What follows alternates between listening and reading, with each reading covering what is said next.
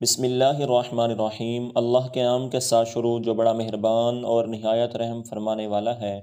حضرت سیدنا عائشہ صدیقہ رضی اللہ تعالیٰ عنہا سے روایت ہے، فرماتی ہیں کہ حضور نبی اکرم صلی اللہ علیہ وسلم اپنی دعا میں اللہ تعالیٰ سے عرض کیا کرتے تھے، اے میرے اللہ، تو نے اپنے کرم سے میرے جسم کی ظاہری بناوٹ بنائی ہے، اسی طرح میرے اخلاق بھی اچھے فرما دے۔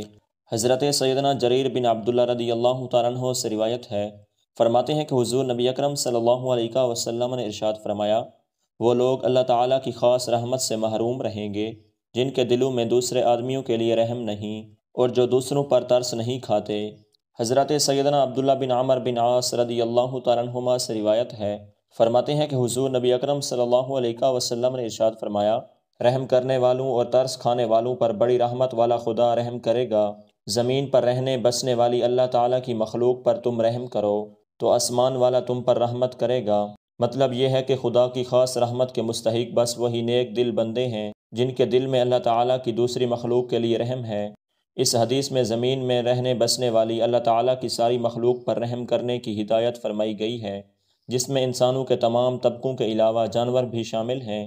حضرت سیدنا عبداللہ بن جعفر رضی اللہ تعالیٰ عنہ سے روایت ہے، فرماتے ہیں کہ ایک دفعہ نبی علیہ السلام ایک انصاری صحابی کے باغ میں تشریف لے گئے۔ وہاں ایک اونٹ تھا۔ جب اس اونٹ نے آپ کو دیکھا تو ایسا ڈکرایا اور ایسی درد بھری آواز اس نے نکالی جیسے بچے کے جدا ہونے پر اونٹنی کی آواز نکلتی ہے، اور اس کی آنکھوں سے آنسو بھی جاری ہو گئے۔ رسول اللہ صلی اللہ علیہ وسلم اس کے قریب تشریف لے گئے اور آپ نے اس کی کنوتیوں پر اپنا دست شفقت پھیرا، جیسے کہ گھوڑے یا اونٹ پر پیار کرتے وقت ہاتھ پھیرا جاتا ہے۔